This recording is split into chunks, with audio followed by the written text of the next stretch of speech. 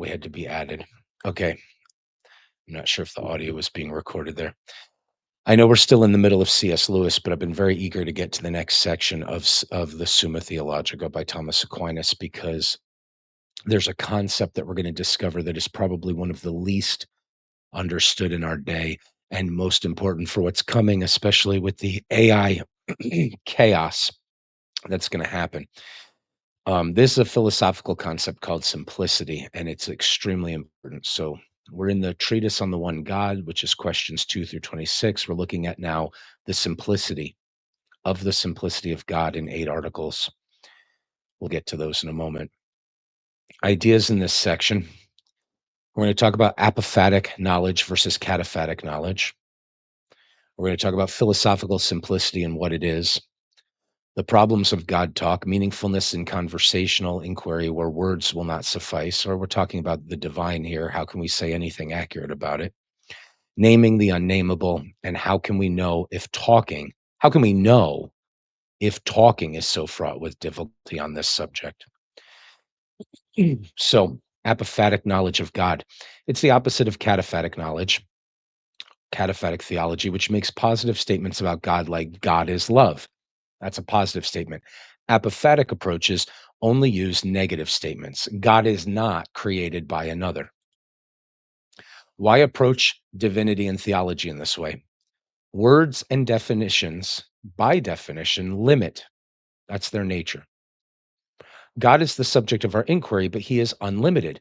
So the theory goes, it would be necessarily in error. Any conception of the divine we limit with positive definitions.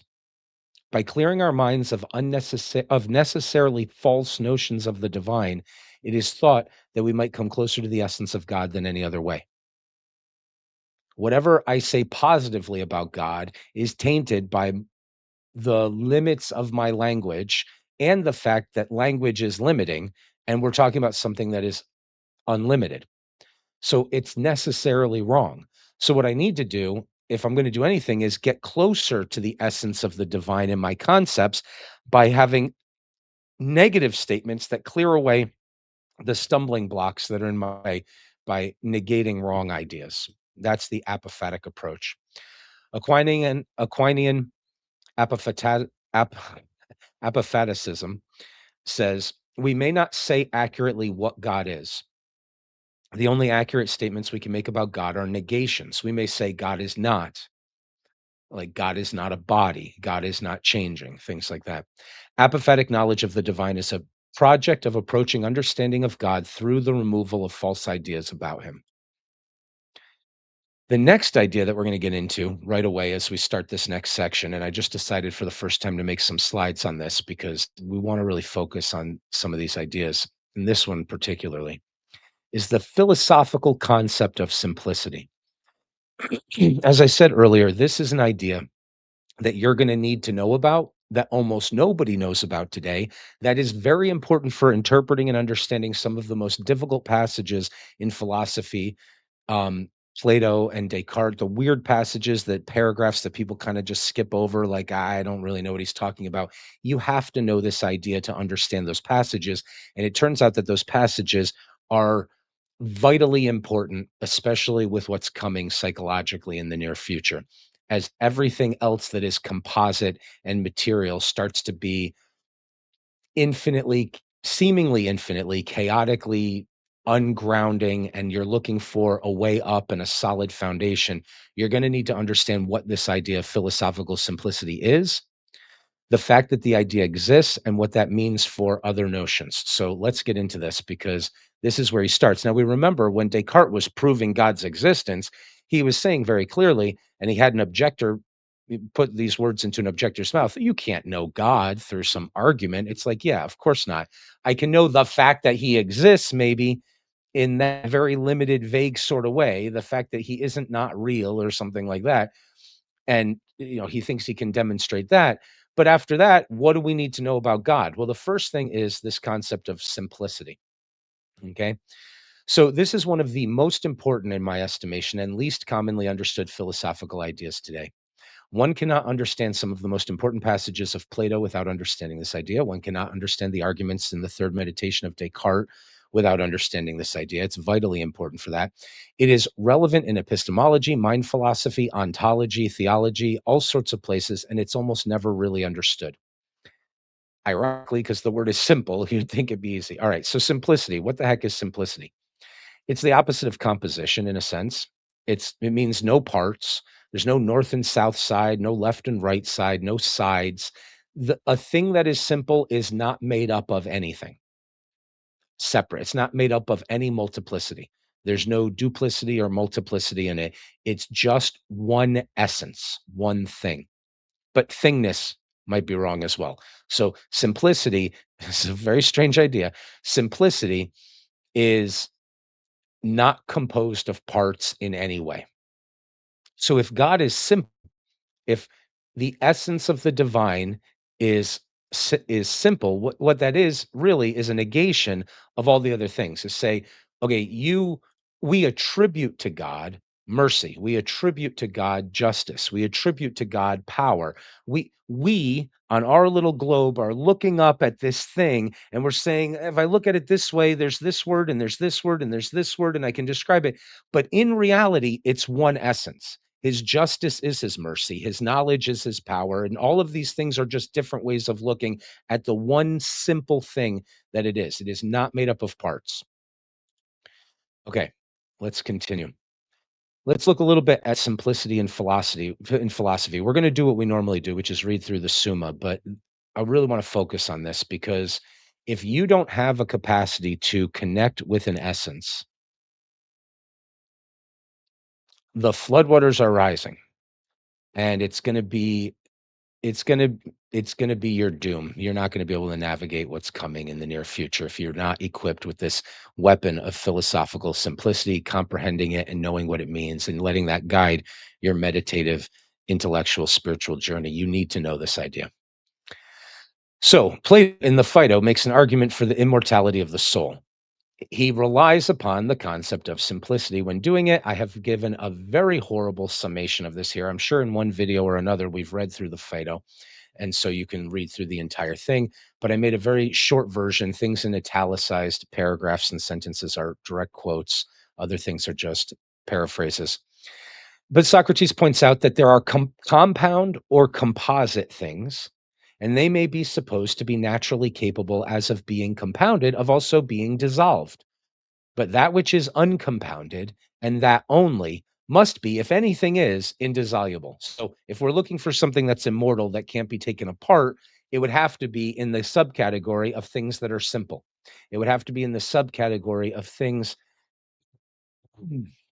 that are not composed, because anything that's composed can be decomposed. And the uncompounded may be assumed to be the same as unchanging, whereas the compound is always changing and never the same.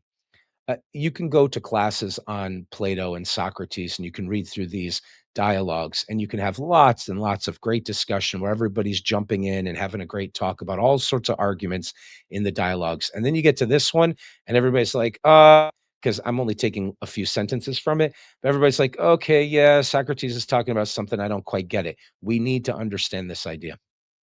Essences are unchanging things, which was proven earlier. So basically, what Plato does is he sets up a very Pauline world with a distinction. There's the seen world and the unseen world, the world that comes through our senses that are attached to our bodies, and the ones that we have a direct essential connection to. Two different worlds. The composite and the essential, the changing and the immutable, the body and the soul, the material and the spiritual, the mortal and the divine. Okay. And then we're not getting into the whole argument from Plato here in the Phaedo, but essentially what he says is, look, in every way the soul is like the ladder. That's one of the pieces of the building block of his argument, that the soul is immortal. Okay. Um, we won't go into that any further. We're just pointing out that what's really important is that you can read and enjoy and debate about lots of arguments in those dialogues. But usually I've noticed that when the conversation gets to this one, which really does rely on the principle of simplicity, it's a lot of times it's hard for people in our time to wrap their heads around what the heck Socrates is really getting at, but it's very important. Descartes does the same thing, borrowing from Plato. maybe improving it. It's not an insult. But he makes an argument for the existence of God in the third meditation. And here is his idea. I, who have only proven myself to be a deceivable mind sometimes when I'm trying to wonder about things and doubting, and I find that I can doubt almost everything, except that I'm doubting when I'm doubting, because I must be doubting if I'm doubting. So I, as a mental entity somewhere, a brain in a vat, floating in an orbit around Mars, I have no idea who I am or what's real about the world, but I just know that a thinking thing exists and it's me, and it's been wrong before. So a deceivable thinking thing exists. I find when I search in my mind a weird idea. Of all the ideas I have impressions and notions and calculations, and I have ideas and sensory experiences. I have all these ideas. I have no idea if any of them are true or connected to anything. But I have one really weird one I found. There's a really weird idea in my mind. I have in my mind, and ask yourself if you do too, he says, because maybe you don't, and maybe you do, a really strange idea, an idea of a perfect, all knowing, all powerful, never erring, no reason to lie, simple being. It was very important that simple was a part of the idea. I've looked at this idea and I see that the essence of this idea is that it is not composite, it is not made of parts, it's just an idea. I've got an idea of something like that.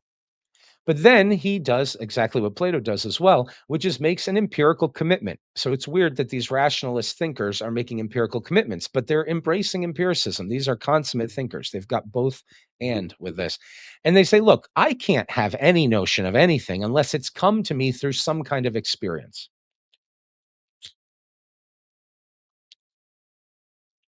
But I know myself not to be like this. And I know that no world I can even present to my own mind if I'm doing the deceiving could be anything like that. Nothing I can really comprehend is like that.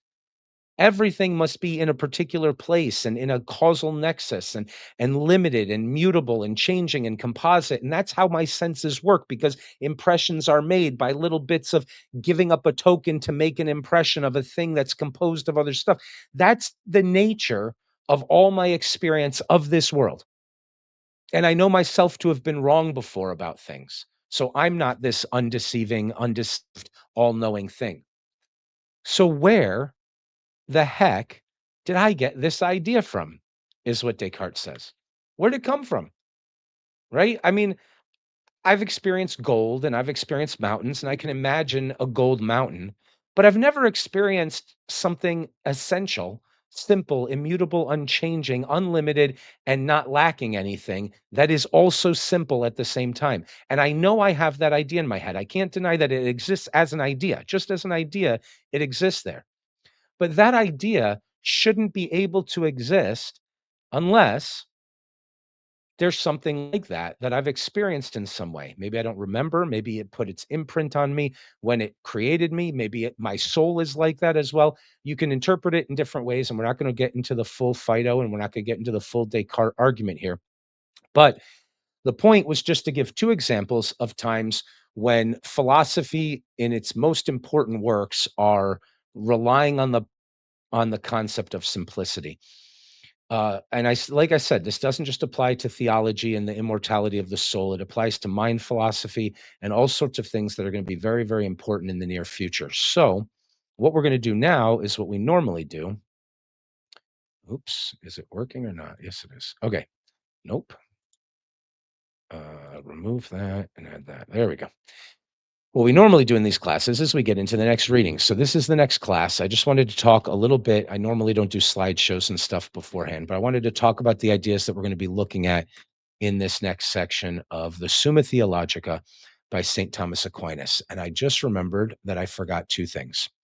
One, we have to send out links and all of that fun stuff. So if you're watching this on X right now, I'm going to put out a link where you can come on camera with us if you like and be a part of the discussion. I'm going to add that to the comments right now.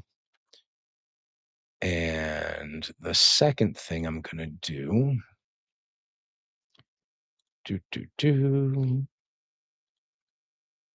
is we're gonna do the simultaneous sip. And then what we're gonna do is continue where we left off, reading through the entire Summa Theologica.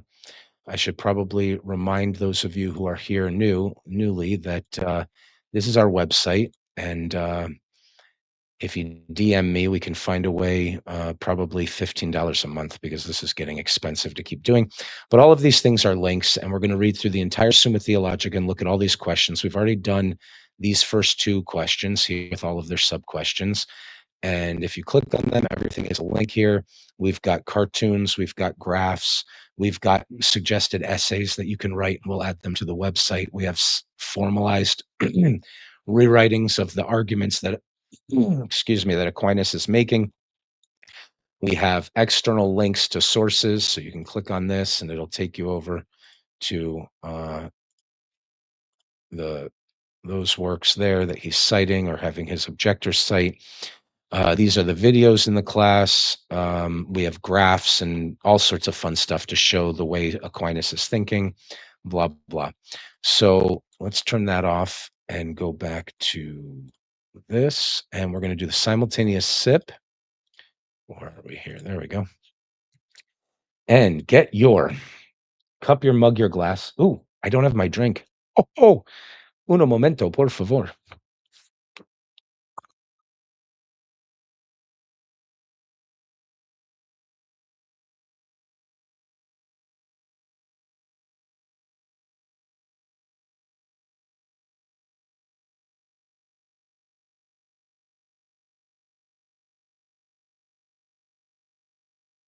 Really significant. Okay. And you know what time it is. Get your cup, your mug, your glass, your tankard, your chalice, your thermos or your stein, your canteen jug or flask, your vessel of absolutely any kind, and fill it with your favorite liquid.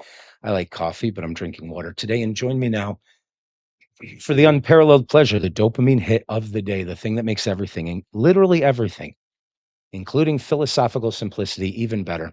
It's called the simultaneous sip, and it happens right now. Go. Oh, there's nothing better than sipping with you folks. Let's do simultaneity sipping as often as we can. Okay, so there's a link to join if you'd like to join. What we're going to do is read through the section on the simplicity of God. It comes in 8 articles, like often these are separated into sub questions. And let's get into it. When the existence of a thing has been ascertained, so remember, he's got the existence of God, but that's about it. There remains the further question of the manner of its existence. Okay, what kind of existence is this? In order that we may know its essence, okay, what is it essentially? This is all referring to that classical language that we had before. Now, because we cannot know what God is, but rather what he is not, we have no means for considering how God is, but rather how he is not. Right? Here's our apophatic approach. Therefore, we must consider how he is not, how he is known to us. How can we know if we can't know what he is, but only what he's not, and how he is named? All right. He's got 3 subdivisions. But before we get into those subdivisions, we're going to have to do the Aquinas scholastic, Aristotelian scholastic, medieval. Let's divide things up and then let's divide those up and let's divide those up. So now it can be shown that God is not, or how God is not. Thank you. It can be shown how God is not by denying him whatever is opposed to the idea of him. Okay, so our negative statements about God are going to be God is not faulty, God is not mortal, God is not composed of parts. All right, so viz, composition, motion, and the like. Therefore, one, we must discuss his simplicity. Okay, this is the first thing he goes to, it's not a later thing.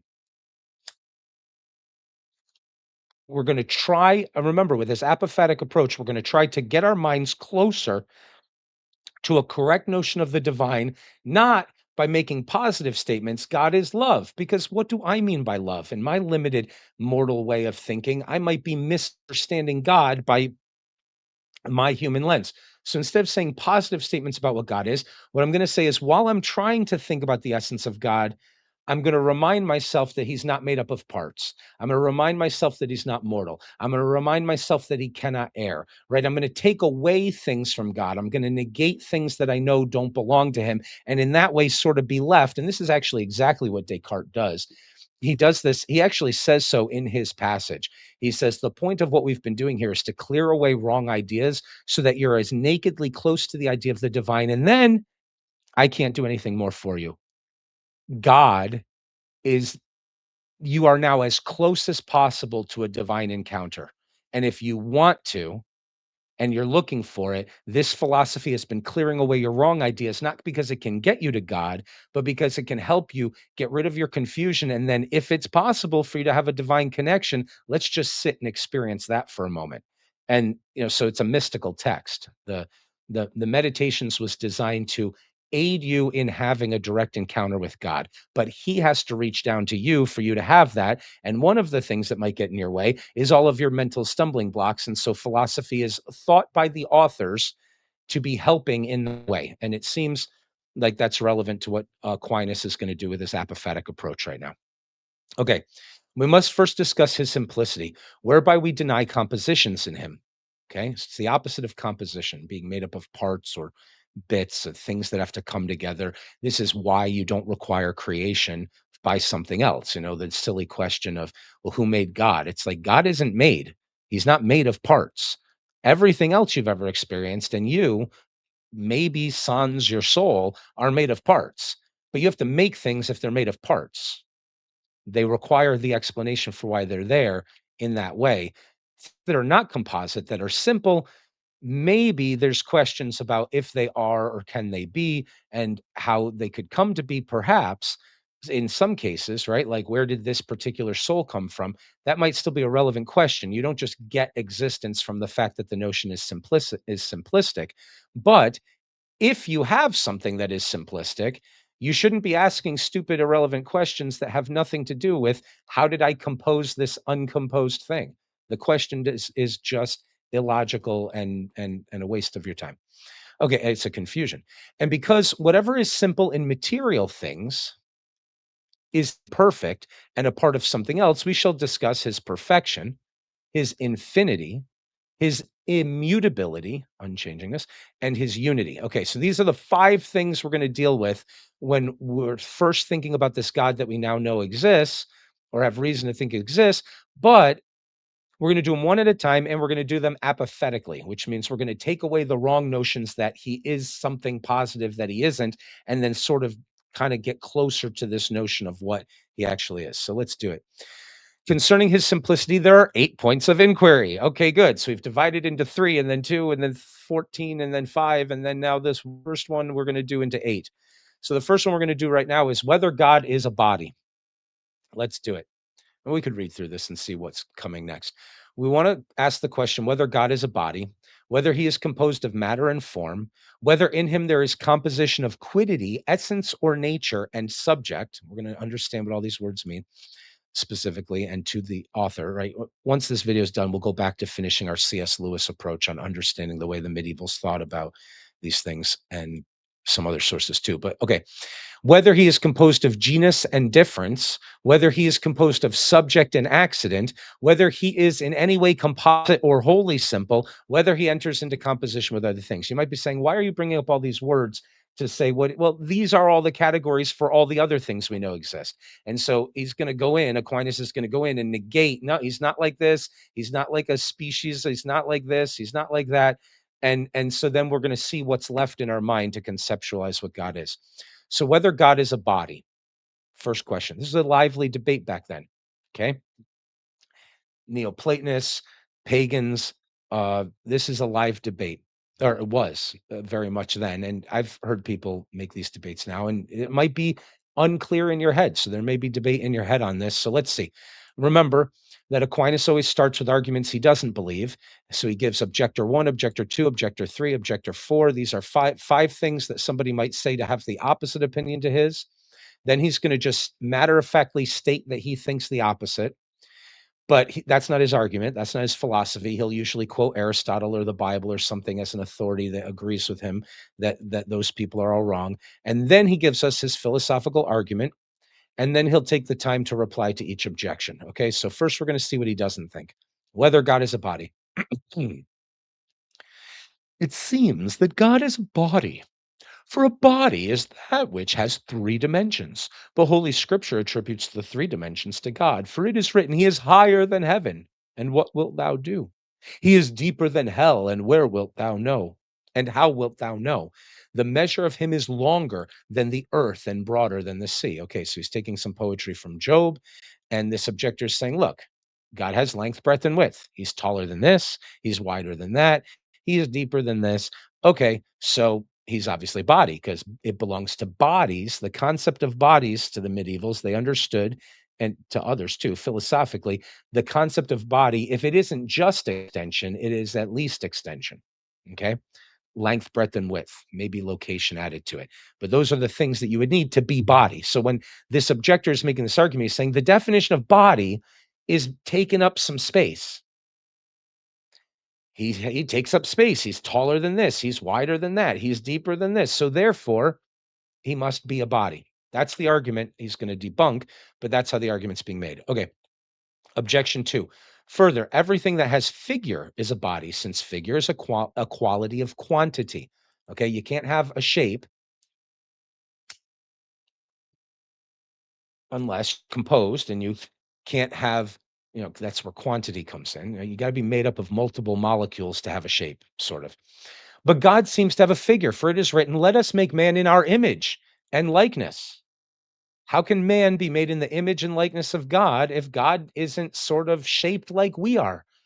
Okay. But to have a shape is something that a body has. You can't just have a shape if you're infinitesimally small and you're non-material, like, so body's coming into it. This is the argument. Of course, this is the argument he's going to debunk, but this is the argument. Now, a figure is called an image according to the text, quote, who being the brightness of his glory and the figure, i.e., the image of his substance. His substance. These are the words in Holy Scripture, he says. Obviously, God is a physical thing somewhere. Objection three. Further, whatever has corporeal parts is a body, clearly, right? You can't have a nose without being a body. Scripture attributes corporeal parts to God. Hast thou an arm like God? The eyes of the Lord are upon the just. The right hand of the Lord hath wrought strength. Well, therefore, God has a body. All right, again, these are the arguments. Objection four. Further, posture belongs to all bodies, but something which supposes posture is said of God in the scriptures. I saw the Lord sitting. He standeth up to judge. You can't do that without a body. Those are body things. Being in a position, in a location, in a shape, in a posture, those are things that bodies do. And if you're doing those things, you are a body, right? Because you have to understand that they recognize the definition of body because they're being philosophically analytical. They're looking at what does my word actually mean here? That's what body means. Body is something you can detect. Oh, look, it's got length, breadth, and width, and it's over here.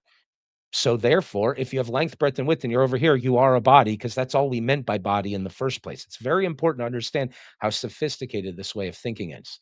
Okay. Objection five. Again, Aquinas is going to give us another argument he doesn't believe, but that he wants to make as strong as he can before he debunks it. Objection five. Further, only bodies or things corporeal can be a local term. Where from and where to. Okay, this was the location thing I had smuggled in earlier while talking about it. But in the scriptures, God is spoken of as local term, where to? According to the words, come ye to him and be enlightened. So he's over there. You can't be over there if you're everywhere. You can't be over there unless you are a body. A body means you're here and you're not here. You have this shape, you're in this location, you can be aimed and angled in this posture, and you're right there. But to say come to God, he's over here means he's there and not here. And logically, implicitly, that's where he is. So God is a thing God is a body, is what this argument is making. Um, come unto him and come ye to him and be enlightened.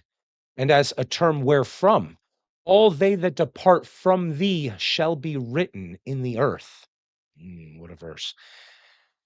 Jeremiah 17. Therefore, God is a body. So those are five arguments. This is the first time he's given us five objections. So he's making five arguments instead of just two or three against his position. And then he says, on the contrary, it is written in the Gospel of St. John 4:24, God is a spirit. I answer that. It is absolutely true that God is not a body. And this can be shown in three ways. First, because no body is in motion unless it be put in motion, as is evident from induction. From induction, we've proven that before. Now, it has already been proved, and we can go back up there, that God is the first mover and is himself unmoved. Therefore, it is clear that God is not a body. Okay, so let's notice what's happening here logically because we might be missing it. Aquinas is going to do the exact same thing with the exact same reasoning process. And he's saying bodies, the concept of body is length, breadth, width, in location. Got it. I've looked at that idea. You know what's not in that idea? The ability to move yourself. That's not in that idea. All bodies that are in motion were bumped by other bodies that were themselves bumped. Okay. So if God can will and move something new as a prime mover, he ain't no body because bodies don't have the ability to do that. Why? Because I looked at what they are, and what they are is length, breadth, width, in location, something like that. Okay. And if you examine those ideas, you won't find the ability to induce motion. Mellenbranch gets very interesting here. We might read that later. It's from a way different time period, but we've been pulling. What we've noticed as we've been reading this is that Aquinas is like a big tent, and he pulls in pre-Socratics and contemporary thinkers and everybody between, and just lets them hammer things out in real time. It's actually quite miraculous. It's really a wonderful thing to be engaged in. So we're doing St. Thomas Aquinas's Summa Theologica, but once again, I'll give you the melon brunch detour later. Let's get through this argument now. But once again, they're all talking in real time with each other in one book. All right, God is the first mover. He is himself unmoved. Therefore, it is clear that God is not a body. Bodies can't do that.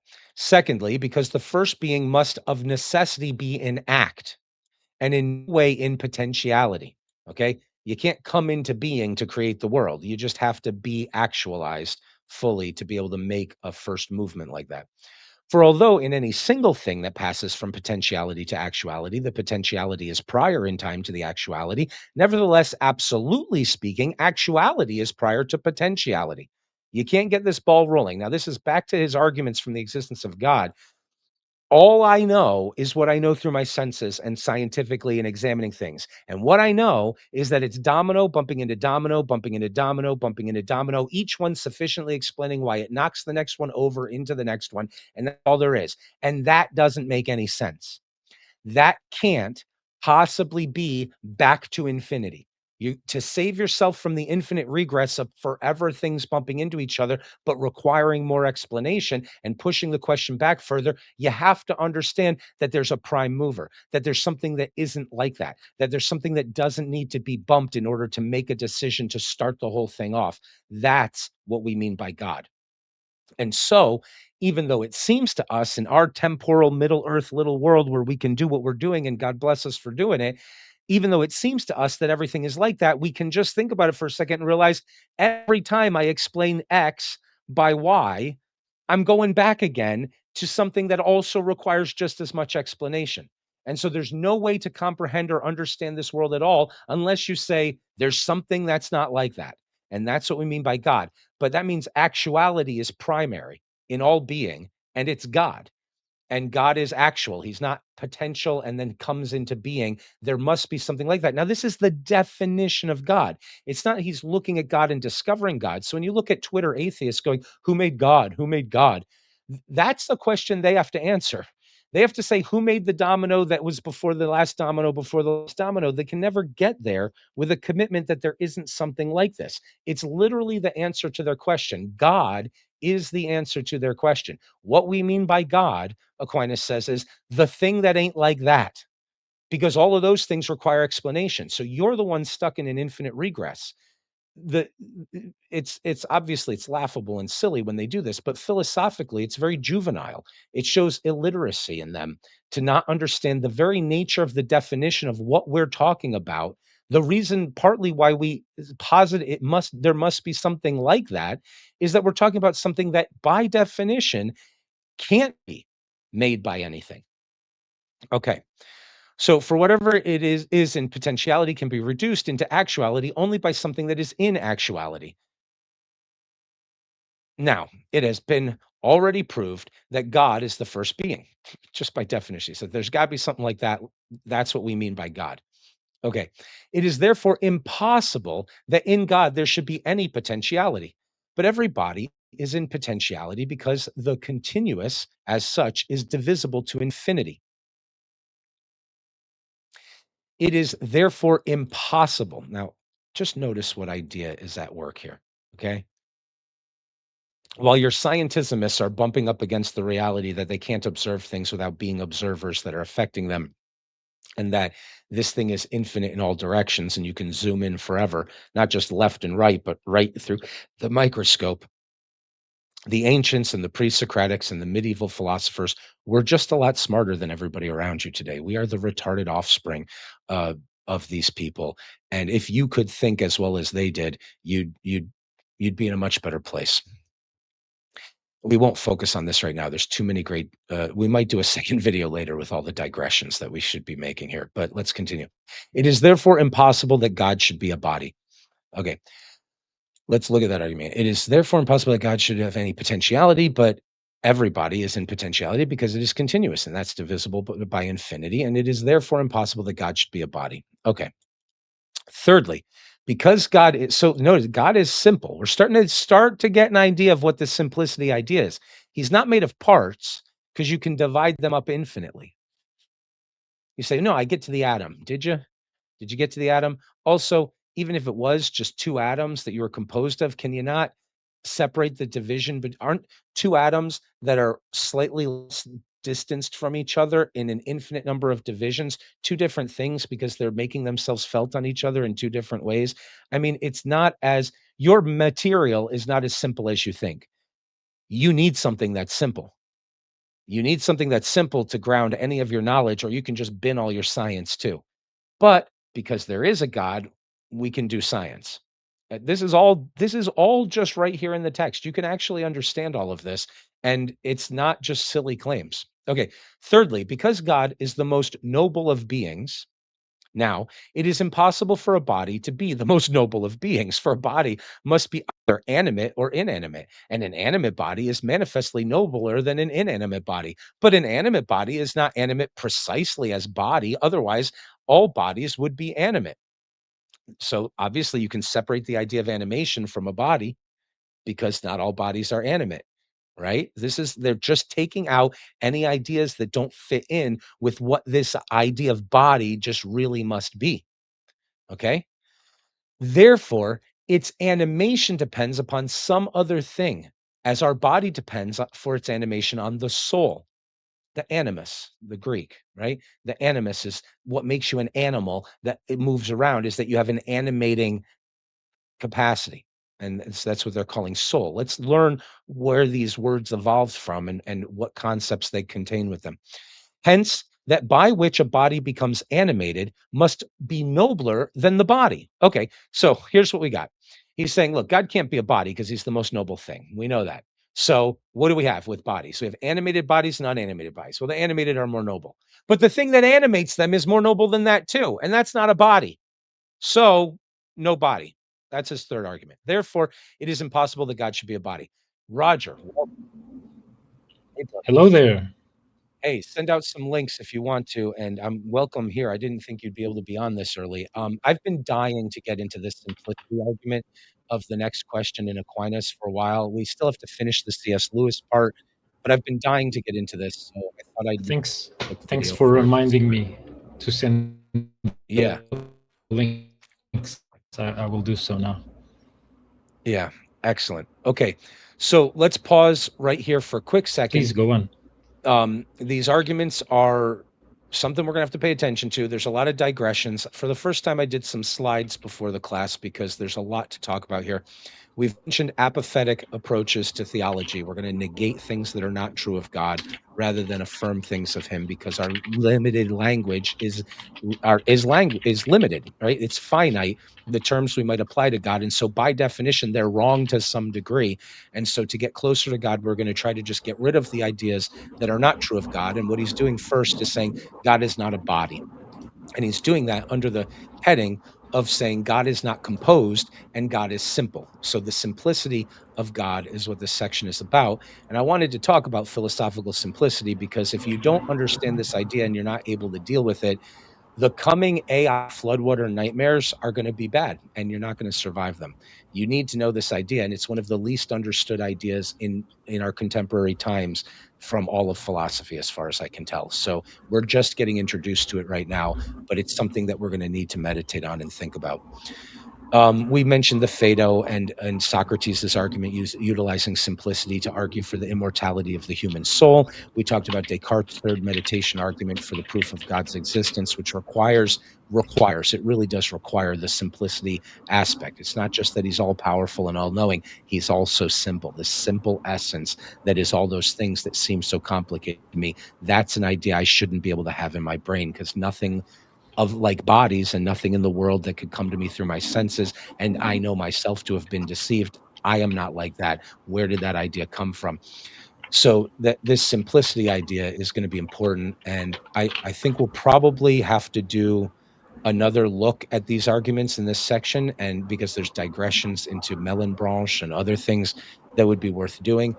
But maybe I'll make a note of those and do that video later, like we did the Aristotle and Plato stuff later. Right now, let's just finish replying to the objections. So we remember we had 5 simple objections. I'm saying simple in the folk sense, not simple in the philosophical sense.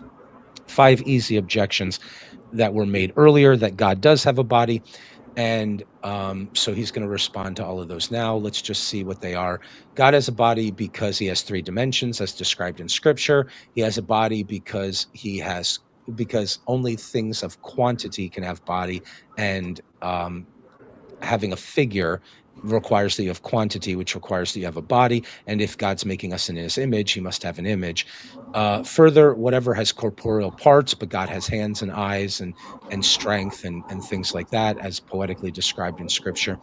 Further, he has posture, he can sit, he can standeth up to judge. Those are things that only bodies can do. And beyond that, only bodies or things corporeal can have a location. So bodies are location and extension and have shape and posture, and God is described as having all those things. So even though Aquinas is going to make these 3 arguments that God does not have a body, those are the first 5 arguments that he does, and now he's going to respond to each of those. So reply to objection 1. As we Hold have on, said, oh, hold on. yes. So, is this kind of like a situation in which God is kind of outside the video game, if we call the universe the video game, but God can kind of project into the video game sort of an avatar, something like that, as he is in, in his examples in scripture where they speak Bum, bum, quite quite bum.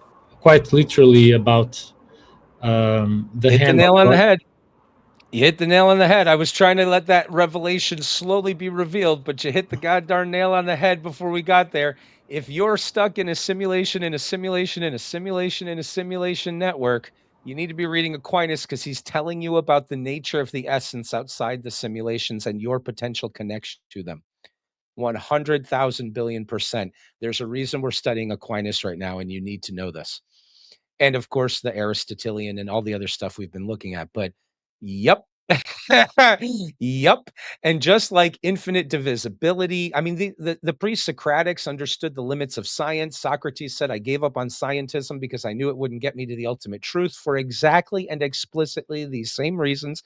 The ideas that you need to navigate this simulation network firestorm that is coming, because it won't be long until you realize you have no reason in your mind not to believe yourself to be in a simulation, in a simulation, in a simulation. It might sound silly to some of you now, but once Elon Musk convinces everybody that they have to have a computer program plugged into their brain in order to get a job, and that program can erase your consciousness of the fact that it's in there in the first place, and you're seeing people produce things and interact in that way, and you have to wonder, is my world augmented through something like that? There are nightmares coming and floodwaters coming, and you're not going to be able to navigate any of them if you don't understand these things. But these things were understood by people who understood the Tower of Babel nonsense of building through material, composite, infinite manipulation of all these little neurons. That's all composite body stuff.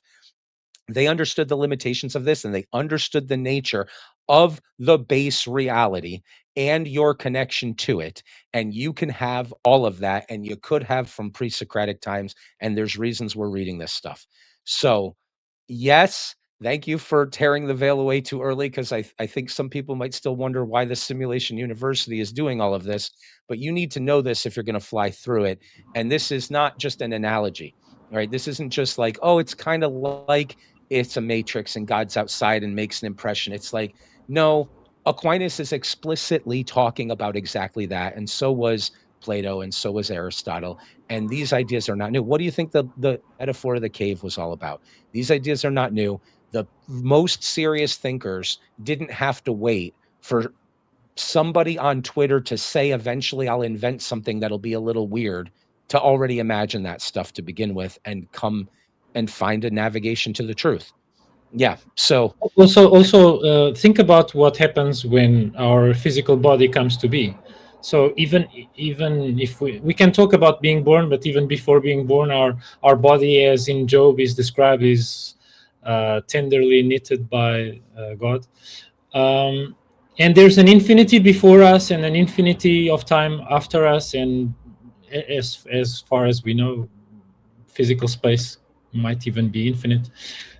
So it's kind of suggestive that before our physical self emerges, that our consciousness was relating or attached or some in some form in infinity. all of those Yeah, questions and are we kind of open. come Yep. from infinity um, As to Descartes experience says, to agree with finitude. you, to agree with you, as Descartes says, we exist in the mean between absolute being and nothingness, right? God is over here. We're in the middle. We're in the actuality potentiality roller coaster of becoming and going out of existence.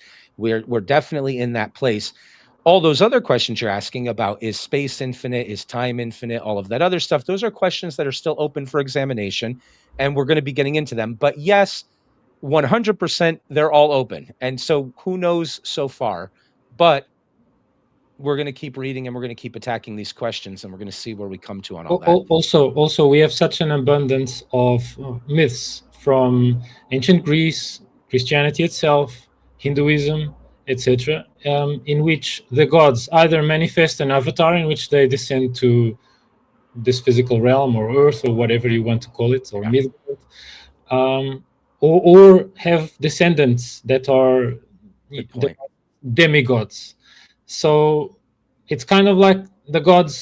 This is true. I'm getting excited. I'm not trying to cut you off. I'm getting excited by the truth of what you're saying. So in a lot of mythological and spiritual and theological traditions that are based in mythopoetic story, and sometimes do philosophy, but not just explicitly that, there's absolutely this idea of the god behind the god. Okay. The pagans were arguing in the early part of the medieval ages, we have one God too. We are monotheists also. There's one God, and these are all different aspects of him. And that's also true of advanced thinkers in Hinduism. There's in Judaism, there's a tradition I've heard about where the God of the Bible is sort of exactly what Roger's describing. He's a cartoon created version of God, because God is so beyond even that had to be made for us to be able to come to approach and interact with it. I'm not defending, agreeing, or disagreeing with any of those ideas. I'm underlining how correct Roger is when he's saying not only philosophically did the greatest thinkers of every civilization and cultural tradition understand the things that you don't know and need to know in order to navigate what's coming, but before that, the Thales to the Lycurgus, right? The pre-Homeric mythopoetic thinkers were understanding through impression and art exactly this same principle. And we're not agreeing, we're not saying they're all the same, we're not saying they're different, we're not saying which one's right, we're not even agreeing with that notion. We're saying this idea is out there even in those forms. So yeah, 100% correct. All right. I think what I want to do quickly, I don't know if I can do this quickly, because I wanted to do this video in less time and then maybe do another video. But what I want to do is just quickly read through these responses, 5 objections, and then maybe you and I can circle back, and I'll even pull up the slides again and we can talk about all these concepts. Would that be agreeable? Yeah, for sure. Go ahead. Go on. Okay, sweet. Okay, so let's do this quickly. So remember, somebody says, well, God has God has a body because, what was it? He has body parts or length, breadth, and width. First part of the definition of body. Okay. As we have said above in question 1, Article 9, Holy Writ puts before us spiritual and divine things under the comparison of corporeal things. So remember, we said that's metaphor. All right. He's just saying that's a poetic way of describing God. It's metaphor. We can understand the material. So they're going to give us material metaphors for understanding the spiritual, but that's not a literal description of the fact that God has a specific length, right? He's higher than the heavens. How much? 10 feet higher? Like, that's a stupid question. Aquinas is saying you're not understanding the poetry, which is exactly the thing Roger was talking about. Like, even in this poetic approach, they are understanding these things. Okay. Hence, when it attributes to God the three dimensions under the comparison of corporeal quantity, it implies his virtual quantity. Thus, by depth, it's another way of saying he's outside the matrix. Okay, you're not going to measure the height of, well, okay. It's also saying something true about base reality, though, too. So if there's a base reality and you're in a matrix and a matrix and a matrix and a matrix, it's saying something about God being outside your matrix, but it's also him being outside the base reality matrix. And that is not something he doesn't have access to intellectually. That's the argument he's making. He's saying the way the world would have to be presented to a conscious entity is as spatial, temporal, limited things interacting with each other. And they have to be composed because they're coming in and going out of existence. There's no change otherwise, and these things have to be mutable and all of this stuff. That's the way it has to be for us to comprehend it. And there has to be something that is fundamentally not like that for any of that to be. And so this is about, you can, even if you're 1,000 layers deep in the matrix, you can know something about base reality and about something outside of that. That's not an exaggeration. We're going to keep seeing that as we go. Okay. Thus, by depth, it signifies his power of knowing hidden things. By height, his transcendence of his excelling power. By length, the duration of his existence. By breadth, okay, we get it. His act of love for all. Fantastic. He's saying this is poetry. You got to learn how to read poetry properly to get the truth of it. We agree.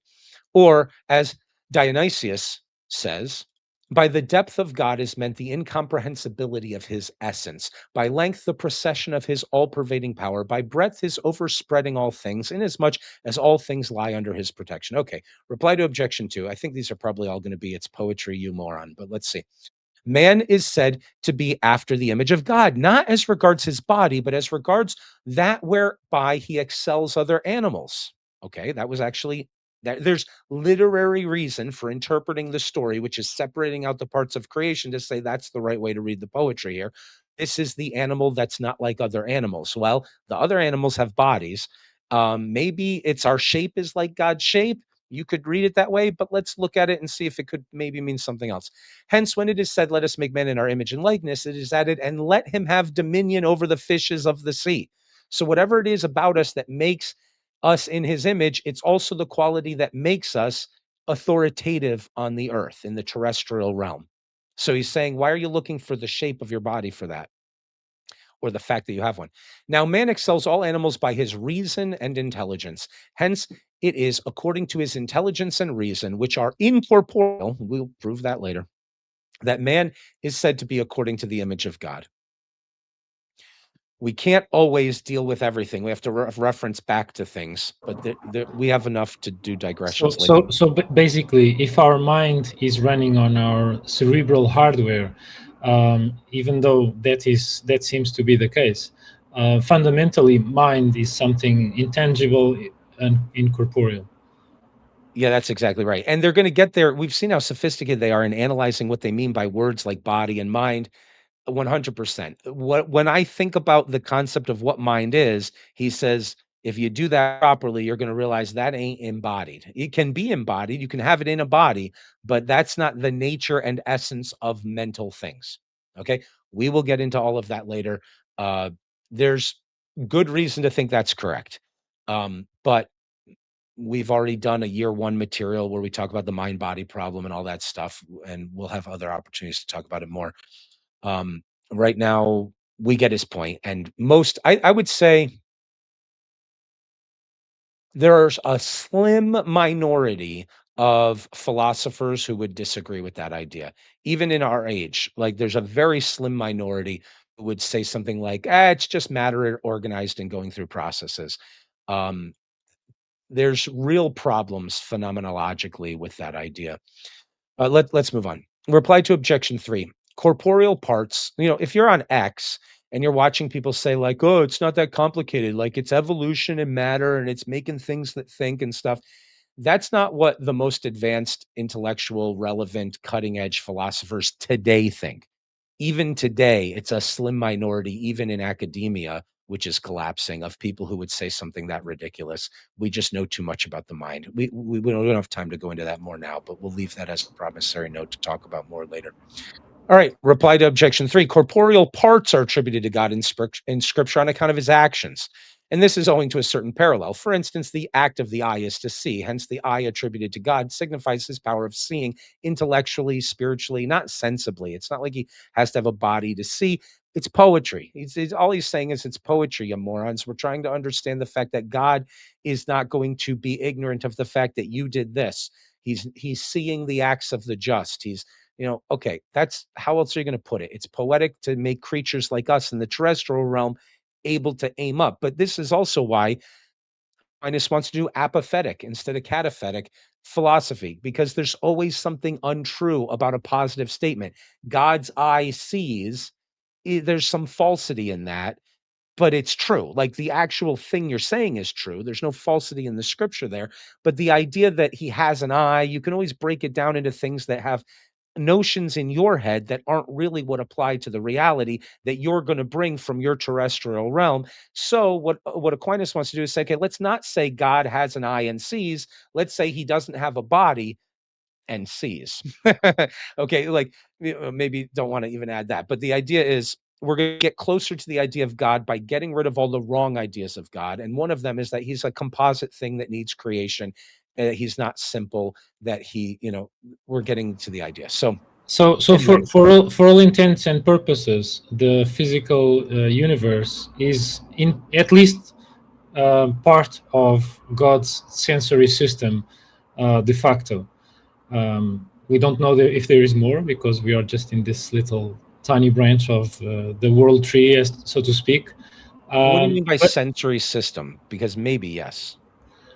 I'm going to because pretend to be a literally, so even as Parmenides suggests on nature, our limited mortal human consciousness only experiences time, one slice at a time. So we don't have the broad vision of an entire chronology, which if God is really God, of course God should be able to look at all the chronology in which we are in our kind of timeline, also any parallel timeline that might exist, any branching timelines, and Yep. whatever else might be All at once, you're extra saying. dimensions all at once.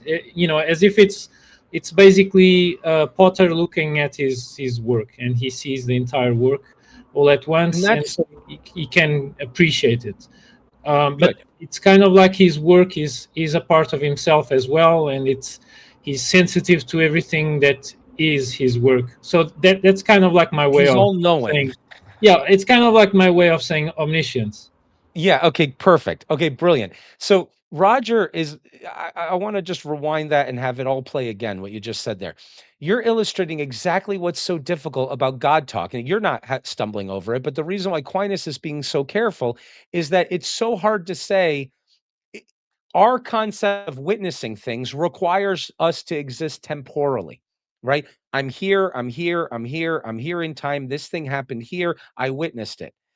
To God sees all, but not the way we see all. And we can't really be God in order to understand what it's like to be him. So let's give up.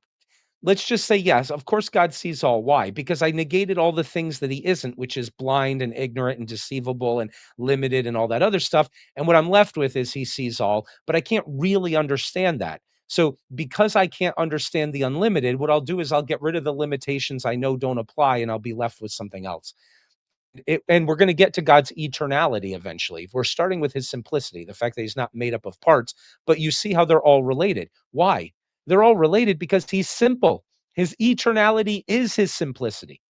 His all-knowingness is his all-powerfulness, is his simplicity, is his they're just we attribute by looking at God from different angles, we use different words to say what it looks like to us, but he is one thing.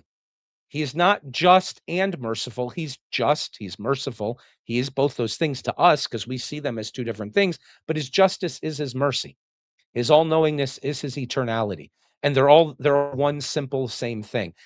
You're not going to wrap your mind around it, but you can get rid of false ideas that are imposing human limitations on the way you speak about it, and therefore get closer.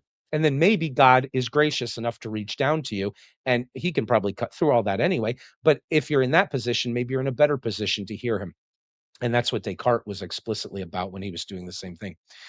Awesome, dude. Awesome. 100%. And all of that is illustrated by exactly what you said. So I almost want to take that recording and put it at the end of me talking about it and at the beginning. All right. Whatever pertains to posture also is only attributed to God by some sort of parallel. He's just saying this is poetry, guys. Like, be sophisticated in the way you read the scriptures. He is spoken of as sitting on account of his unchangeableness and dominion, and as standing on account of his power of overcoming whatever withstands him. All of this has contradictions logically within it. It's poetry.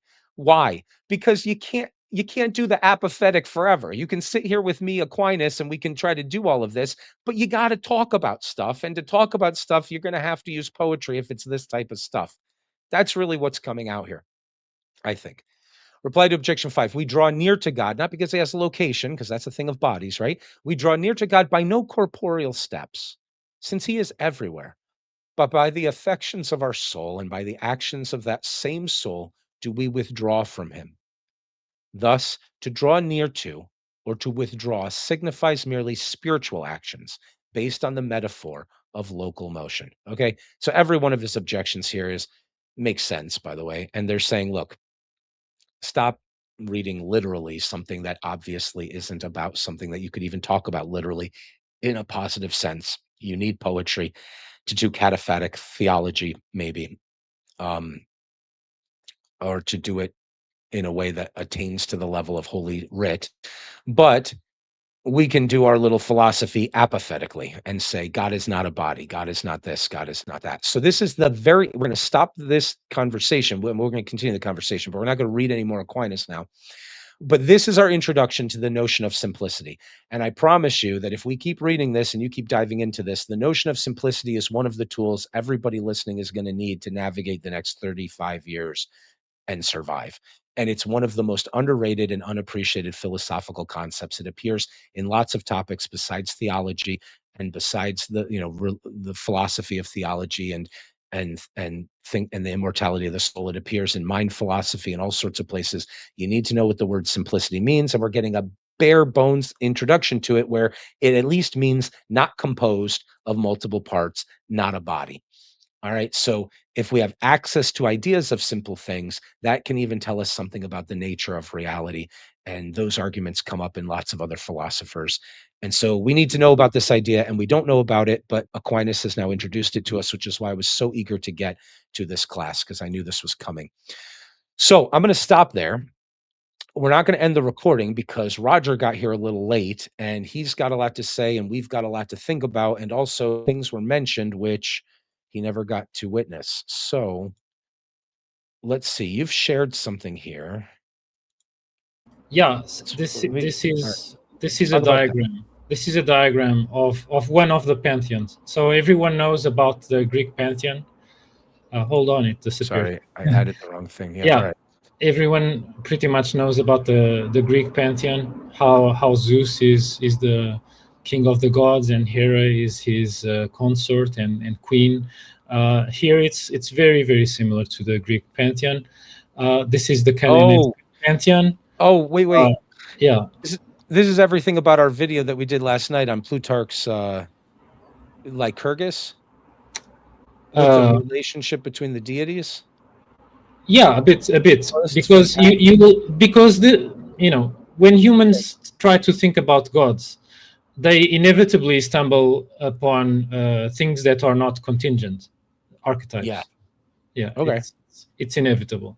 And so even though Asherah here is called Asherah, and Hera in Greece is called Hera, and here El is called El, while Zeus or Deus Pater in the Indo-European naming scheme is called Deus Pater, or Jove or Jupiter for the Romans, or Odin, the All Father for the Norse.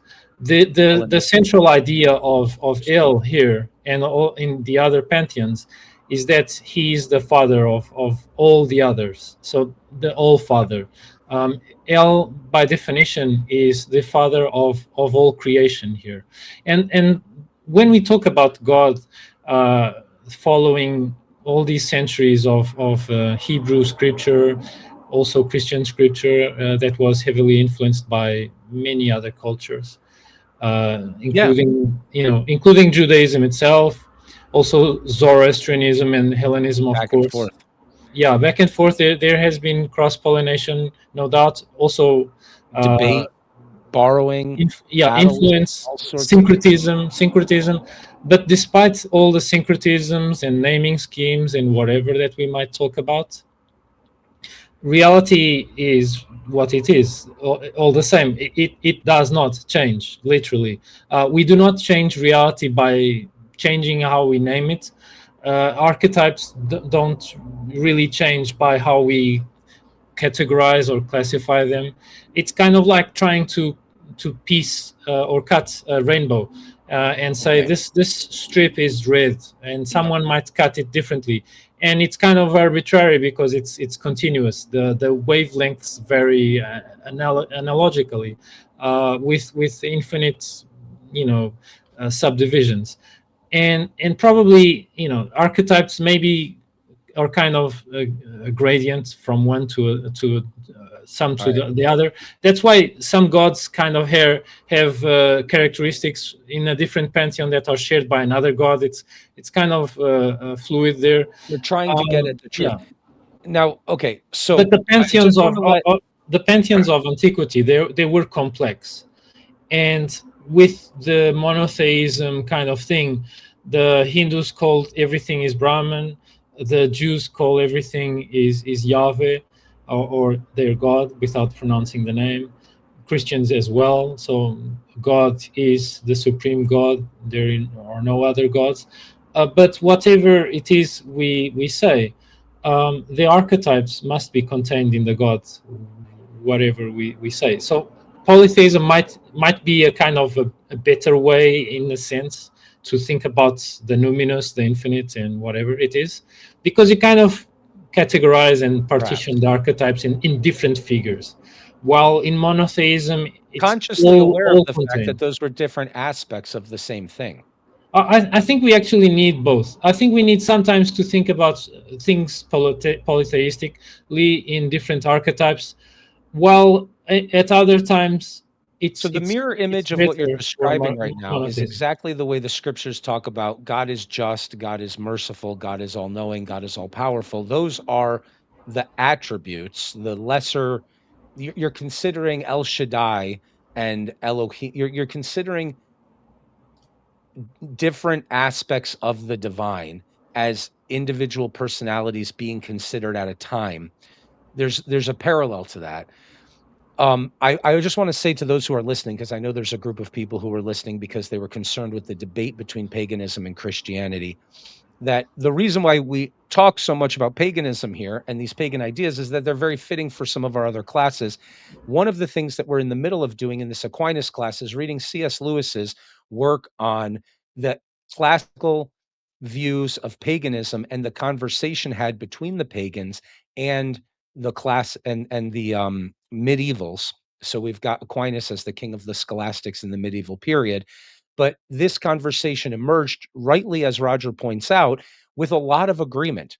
And we have this silly idea that, well, the Christians were Stoics, or not Stoics, they were ascetics, and that they were dour, and the pagans wanted to dance naked in the woods. And C.S. Lewis is quoting poetry where he's like, this pagan is not saying that. This pagan is saying, I believe in one God, and I just don't want to live in a world where there isn't a river goddess that's a lesser great granddaughter of the deities, because I believe in spiritual asceticism, and I want to live a dour life. And so he's showing that there's a lot of similarity between the two as they're working out the best way to conceptualize the divine. And as we know, Christianity sort of won in this time period, but we need to understand that debate, and we can't do it without looking at the conversation between the two. We read Plutarch last night, and we have a lot more opportunity to talk about polytheism and other views. Um, One of the things I want to do in our supplement classes, so right now we're doing, let's pull this up right here. I'm just going to put in contact right here. And please DM me if you want access to this website, because we're going to need some funds to keep this going. So maybe $15 a month or something. But one of the things that we have here are supplementary classes that are more than just what we're reading in the Summa Theologica. So we've already done, Roger here gave us a 4 hour and 45 minute, where is this? I swear it was supposed to bring me. Here we go. A 4 hour and 45 minute reading of Aristotle, where he's clearly making exactly not only the same arguments that Aquinas is making, and Aquinas knew about those arguments, but he's using the same examples to make them. So we're seeing Aristotelian roots to the way that Christianity is thinking about these things. And we're seeing, we did a class on Platonic sources that are disagreeing or agreeing with it. And now what we're doing is we're reading through C.S. Lewis's Discarded Image, which is what we're going to do the rest of the day, probably until about 4 p.m. Eastern, 5 p.m. Eastern. Um, and so we'll try to finish these classes. We got through part 3, but then we got to do this video here. In any event, what we're looking at is this conversation between the pagans and the Christians, and understanding that it wasn't so clear cut as Roger has been pointing out. It wasn't like I've got one idea here and one idea here. It was more like here are some honest, best thinkers from all the cultures trying to get to the truth, and then borrowing from each other and debating each other and challenging each other to try to get closer to this ultimate truth. And one of the things I want to add to these supplement classes here is, where is that? It's way up here. I'll learn how to navigate this eventually. So we've got the Platonic, how medieval man saw the cosmos. That's the C.S. Lewis. We're going to do a debate on faith versus reason with Tartaglia. We're doing simplicity and philosophy, and I might want to make an extra video on that. But then adopting the medieval perspective. So I want to talk about this really quickly, and this will be something I want to add, which is while we're doing Aquinas, we're doing it in the context of this ongoing conversation with other cultures, like from the Indus Valley, these pagans, polytheists. This Christianity is emerging in a milieu that dates back with Judeo uh, principles and things like that, but it's coming out in this medieval time period, as C.S. Lewis says, of trying to reconcile all of these things which seem true but need to be put into a system of order where they can be affirmed. And it did shape Christianity. The pagans shaped Christianity, and Christianity shaped the pagans. And this thing is not the clear-cut basic story that we have. I mean, C.S. Lewis has already demonstrated that the medievals and the ancients understood not only that the earth was round, but that the stars were globes which dwarfed the earth in size. They understood the physics of the cosmos, but they were telling a cosmological story of our place in the universe, which is told differently at the same time as they understood the astrophysics. So what we want to do is not have a cartoon version of the way the medievals thought, but actually come to understand the way they thought. So we will talk a little bit more about simplicity here. We're going to end the video, and then we're going to jump back into the way that these conversations were going. And we're going to be looking at Microbius next, who's in the transition period of the early classical. He was a Neoplatonist. He was not a Christian, according to C.S. Lewis, but there's debate about it because these guys' ideas are so close to each other at this time that it's actually hard to figure out which camp they belong in. But C.S. Lewis says the first guy he looked at was a Christian, but there's debate, and the second one was a pagan, he thinks, but there's debate. And we're gonna look at how this conversation emerges. So I'm going to just appreciate what Roger said as a good introduction to what we plan on doing there next after we end this video. The last thing we need to do before ending this is probably go back to... If you'd like, regarding syncretism and the influences that brought about Christianity and also changed Judaism, I also share the diagram here that might be, might complement what you just said.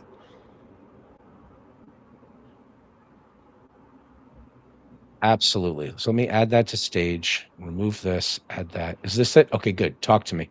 Yeah, so basically, this shows how the ideas of divinity from the Levant, especially, evolved and received influences, as we see from the left and the right, um, from Egypt Right. and Phoenicia, Assyria, Babylonia.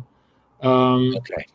yeah, and This is perfect. This is the picture C.S. Lewis is drawing. He's saying there's 8 different libraries from 8 different cultures, and the medievals are engaged in a process of trying to take what seems to be, because remember, C.S. Lewis says all truth is God's truth, and he's saying that's the way the medievals thought. So if there is something false about it, we'll argue against it. But if it seems to be true, how do we make it so that these things aren't contradicting each other? And that's what the medievals were engaged in a process of doing, is creating what he calls a model of the cosmos and of spirituality, which says, I'm not going to just say everything's true. I'm going to say, how can it possibly be that this is true? How do we fit these things together to make a coherent system? So that's what we're going to look at next when we end this video. So that's a perfect way of transitioning. Thank you for that. The last thing I want to do is just remind us that what we've been introduced to here is a very important philosophical concept in the Summa Theologica. We're in the third question of the Summa, which is in the second treatise, and it's on the simplicity of God in 8 articles.